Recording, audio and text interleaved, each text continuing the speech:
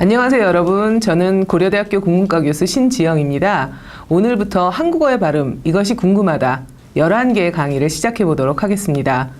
그 첫 번째로 오늘은 좋은 발음 갖기 프로젝트 시작해 보도록 하겠습니다. 자, 그러면 준비된 자료를 한번 보실까요? 그래서 내일 면접 준비는 잘 됐어? 자기소개는 얼추 준비가 된 것 같은데 한번 들어볼래? 응, 그래. 한번 해봐. 안녕하십니까. 저는 소비자와 기업을 잇는 연육교가 되고 싶은 지원자 홍길동입니다. 잠깐만. 무슨 육교? 연육교. 연육교. 발음 좀 똑바로 해라. 그게 맞는 발음이야? 알았어. 저는 얼마 전 책을 읽고 생각했습니다. 잠깐만. 책을 어떻게 익히냐? 너 지금 고기 먹냐? 무슨 소리야? 읽는다며. 그래, 읽었다고. 그러니까 너 지금 고기가 익다 할 때 익다로 발음하고 있잖아. 정말? 그러면 뭐라고 말해야 돼? 읽고? 야, 그게 한국말이냐? 뭐가 맞는 거야? 그냥 읽다가 맞는 거 아니야? 그런가? 몰라. 일단은 넘어가 봐. 또? 알았어. 좋은 책을 읽는 것은 야. 읽는? 좀 뭐 이상하지 않냐? 뭐가? 나는 괜찮은 것 같은데. 그러니까 너가 지금 발음한 대로 하면 책을 잃어버리는 게 되잖아. 넌 어떻게 책 하나 제대로 못 읽냐? 그런가? 모르겠다. 그냥 이 부분 빼야겠다. 너 그래가지고 내일 면접 제대로 보겠냐? 몰라. 갑자기 자신감이 없어졌어. 정말 산 넘어 산이네요. 이런 상황은 여러분에게도 있었을 거예요. 왜? 대체 왜 헷갈리는 걸까요? 그러면 뭐가 맞는 걸까요? 이 강의를 들으면 일상생활에서 한국어 발음과 관련된 궁금증들이 속 시원히 해결될 거예요. 여러분을 대신해서 저 질문둥이가 총 11개의 질문을 준비했어요. 여러분은 따라오기만 하면 돼요. 잘할 수 있죠? 우리 선생님께 여쭤봐요. 선생님! 자, 그러면 좋은 발음 갖기 프로젝트 질문둥이의 질문으로 시작해 보도록 하겠습니다. 자, 시작하기 전에 몇 가지 생각해 볼 문제가 있을 것 같아요. 자, 좋은 발음이란 뭘까요? 자, 그러면 왜 우리는 좋은 발음을 가져야 하죠? 자, 다음은 언어 민감도를 높여야 한다라는 말을 한번 생각해 봅시다. 다음은 말소리를 귀로 듣는 것에 대해서도 생각해 볼 거예요. 그리고 목소리가 좋다는 것과 발음이 좋다는 것은 같은 말일까? 다른 말일까? 이런 것들을 한번 생각해 볼 겁니다. 그리고 마지막으로 좋은 목소리를 갖기 위해서는 어떻게 해야 될까? 또 좋은 발음을 갖기 위해서는 어떻게 해야 될까? 이런 문제들을 한번 생각해 봅시다. 자, 우선 좋은 발음이란 무엇인가부터 생각해 보겠습니다. 자, 좋은 발음이 뭘까요? 좋은 발음이란 대체로 이렇게 정의 내릴 수 있을 것 같습니다. 한국어의 좋은 발음이란 한국 사람들이 대체로 기대하는 발음. 이것이 좋은 발음이겠죠? 다시 얘기하면 나쁜 발음이란 한국 사람들이 기대하지 않는 발음을 그 기대하는 발음 대신 발음하는 것. 이것이 아마 나쁜 발음이다. 이렇게 얘기할 수 있겠습니다. 자, 그렇다면 왜 우리는 좋은 발음을 가져야 할까요? 좋은 발음을 가져야 하는 이유는 바로 내가 내 말을 전달력 있게 전달하기 위해서입니다. 전달력이 높은 말을 하려면 좋은 발음을 구사해야겠죠. 사람들이 기대하는 발음을 해야만 전달력이 높아진다. 그래서 좋은 발음을 가져야 될 것 같습니다. 자, 그렇기 위해서는 언어에 대한 민감도가 있어야 합니다. 이 언어에 대한 민감도가 높아야지 어떤 발음이 좋은 발음이고 어떤 발음이 잘못된 발음인가를 구별할 수 있겠죠. 네. 자, 그러기 위해서는 또 우리의 귀가 잘 훈련되어 있어야 합니다. 말소리를 그러기 위해서는 머리로 듣는 것이 아니라 귀로 들어야 하죠. 선생님 말이 이상하다고요? 평소에는 말소리를 귀로 들었다고요? 사실은 여러분이 말소리를 귀로 듣지 않았고 여태까지는 말소리를 머리로 들었거든요. 그래서 잘못된 발음인데도 그냥 넘어가고 내 발음이 잘못됐는지 잘못되지 않았는지도 별로 주목해서 듣지 않았던 겁니다. 이제 우리 강의와 함께 귀를 열고 말소리를 들어보는 그런 훈련을 하게 될 것입니다. 자, 그러면 목소리가 좋다는 것과 발음이 좋다는 것에 대해서도 생각해 봅시다. 자, 목소리가 좋다는 것과 발음이 좋다는 것을 생각하기 전에 말소리가 만들어져서 전달되는 전체 과정을 그림으로 한번 같이 살펴보겠습니다. 그림에 보는 것처럼, 여러분이 그림에서 보는 것처럼 말소리가 화자에 의해서 만들어지고 그것이 공기 중에 전파돼서 청자에 의해 들리게 되죠. 자, 그러면 화자에 의해서 만들어지는 과정을 잘 살펴보면 다음과 같습니다. 그 화자에 의해서 만들어지는 과정을 단계별로 보면 3가지 단계가 있죠. 첫 번째는 발동 과정이라고 합니다. 두 번째는 발성 과정이고요. 세 번째는 조음 과정입니다.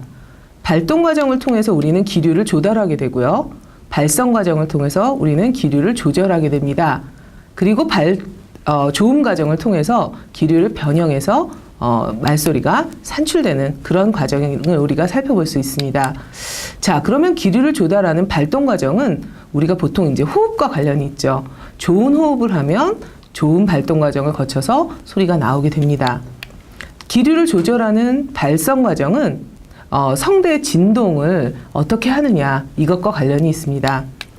그리고 마지막 기류를 변형시키는 조음 과정은 조음기관의 움직임을 통해서 만들어지게 되죠. 자, 그렇다면 좋은 목소리를 갖는 것은 어디와 관련이 있냐면 성대의 진동과 관련이 있습니다. 좋은 목소리는 대체로 성대의 진동이 원활하게, 즉 규칙적으로 일어나는 것을 말합니다.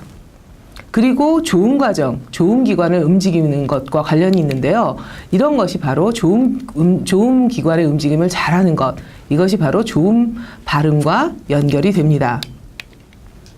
자, 그러면 좋은 목소리를 갖기 위해서는 성대의 진동을 원활하게 잘 규칙적으로 하는 것이 필요하겠죠. 자, 그럼 좋은 목소리를 갖기 위해서 성대의 진동이 어떻게 일어나는지 한번 그림으로 살펴보시겠습니다.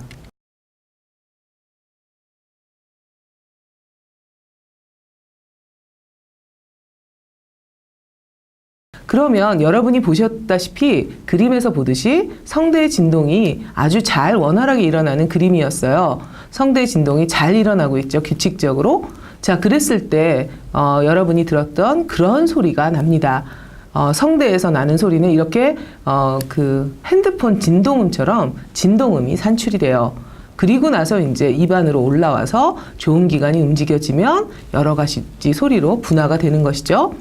자, 만약에 성대 진동이 원활하게 일어나지 않는 경우를 비교해 보시면 여러분이 훨씬 잘 이해할 수 있을 텐데요. 성대 진동이 원활하게 일어나지 않는 대표적인 사례, 성대 결절에 대해서 한번 그림을 보시고 성대 진동이 얼마나 좋은 목소리를 갖는데 중요한지 비교해서 한번 살펴보시겠습니다.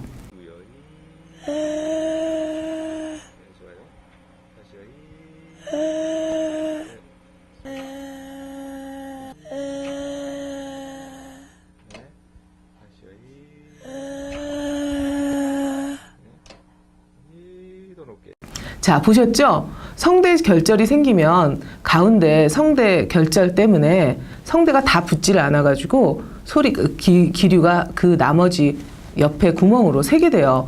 그러면 굉장히 숨소리가 섞이면서 좋은 목소리가 나올 수가 없겠죠? 그러니까 여러분, 성대 결절 걸리지 않도록 좋은 목소리를 갖기 위해서는 여러 가지 노력이 필요해요.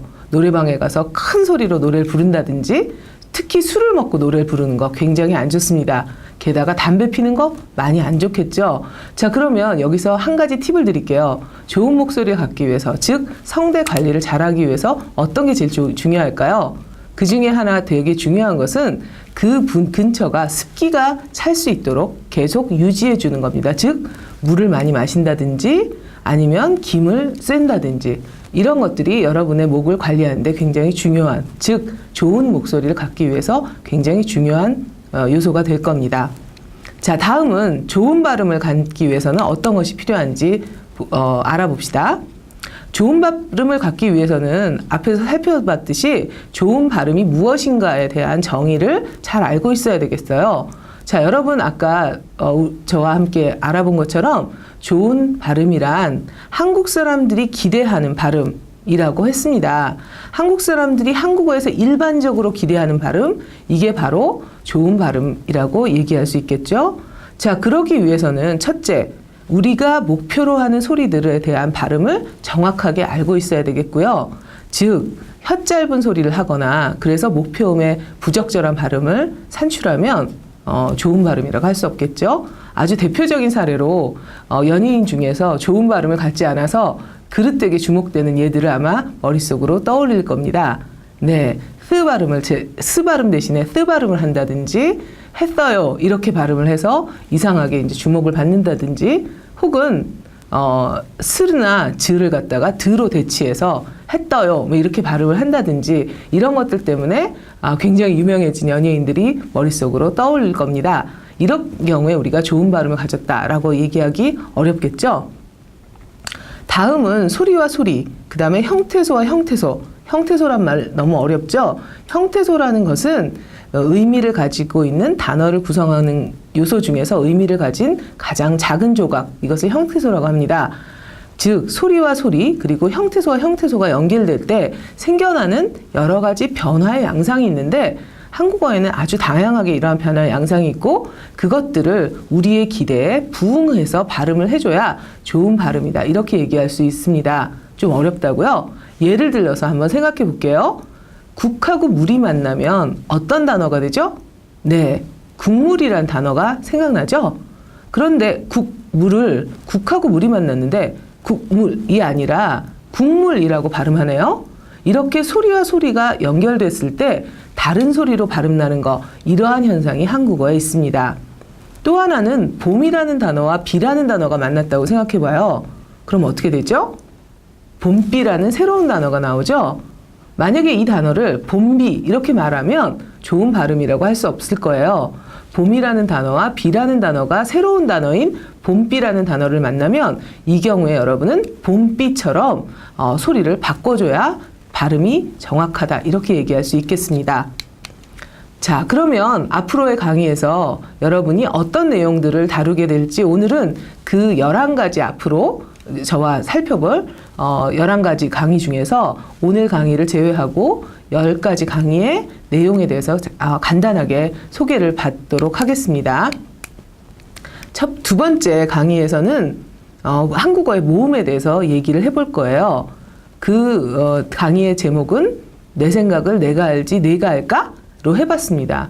제가 여기서 내가 알까처럼 발음을 과장했는데 사실 여러분은 내가 알까처럼 내가와 내가를 혼동해서 쓰고 있어요. 그래서 두 번째 나를 의미하는 내가는 내가라고 발음하지만 당신을 의미하는 내가는 네가 이런 식으로 발음을 바꾸죠. 왜 그런지 한국어의 발음 모음에 대해서 살펴보도록 하겠습니다. 3강에서는요. 아까 국물처럼 한국어에서 특정한 소리가 연쇄되었을 때 소리가 변하는 것을 살펴볼 거예요. 학문에 힘쓰면 무슨 일이 일어날까로 제목을 달아봤어요. 궁금하지 않으세요? 네, 다음은요. 낮자 좀 써주세요 라는 제목으로 강의를 해볼 텐데요. 낮자 좀 써주세요 라는 것은 낮이라고 우리가 발음을 하지만 실제로 다양하게 우리가 글씨를 쓸 수가 있겠죠. 왜 철자에서는 다양하게 쓰는데 소리에서는 모두 다 낮이 되는지 이런 문제에 대해서 살펴보도록 하겠습니다. 5강에서는 돌로 만든 난로는 뭘까? 이런 제목으로 강의를 해보려고 합니다. 돌로 만든 난로는 돌하고 난로가 만나서 새로운 단어가 만들어진 건데요. 여러분 어떻게 발음하죠? 왜 그렇게 발음하시죠? 이거를 한번 생각해 보면서 5번째 강의를 함께 들어보도록 해요. 다음은 6번째 강의로 넘어갈 거예요. 6번째 강의의 제목은 고가의 꽃신을 신고 신고하러 갑니다. 입니다. 고가의 꽃신을 신고 신고하러 간다 라고 여러분이 한번 그것을 철자법에 맞춰서 써보세요. 철자법대로 발음하지 않으시죠? 왜 그렇게 발음하시죠? 이 문제에 대해서 살펴보도록 하겠습니다. 다음 7강은 불고기와 물고기에 대해서 얘기해 보려고 해요. 똑같이 고기인데 불이 만나면 불고기, 물이 만나면 물고기가 되네요. 왜 어떨 때는 고기고 어떨 때는 고기죠? 이 문제에 대해서 한번 같이 살펴보도록 할 것입니다. 다음 8강에서는요. 가치라는 제목으로 강의를 해보려고 해요. 광고에서 나와서 굉장히 유명해진 그런 말인데요. 왜 가치의 가치는 다르게 쓰는데 발음이 같이 날까요? 이 문제에 대해서 한번 살펴보도록 하겠습니다. 다음 9강에서는 오렌지와 오렌지 사이 이렇게 한번 제목을 달아봤어요. 아마 몇 년 전에 오렌지에 대한 발음으로 아주 재미있는 일들이 벌어졌던 걸 기억할 거예요. 오렌지와 오렌지 사이. 여기서는 외래어의 발음에 대해서 그리고 외국어의 발음에 대해서 살펴보도록 하겠습니다. 다음 10강에서는요. 한국어에서 나타나는 여러 가지 방언들에 대해서 얘기를 해볼 텐데요. 우리가 지금까지 살펴본 예는 다 서울방언, 즉 표준어로 간주되는 서울방언을 중심으로 논의했다면 논의의 폭을 넓혀서 방언에 대해서 한번 한국어에는 어떤 방언이 있는지, 어떤 방언들이 어떻게 발음되는지, 무엇이 주로 다른지 이런 이야기들을 해볼 겁니다. 그럼 10강의 제목을 이렇게 달아봤어요. 서울말은 끝만 올리면 돼 라고요. 여러분 아마 어떤 개그맨을 통해서 굉장히 유명해진 말이라 많이 알고 있을 텐데요. 정말 서울말은 끝만 올리면 될까요? 왜 경상도 사람들은 그렇게 얘기할까요? 이 문제에 대해서 한번 같이 논의해 보도록 하겠습니다. 마지막으로 11강에서는요. 소리는 변하는 거야 라는 제목으로 한번 강의를 해볼 거예요.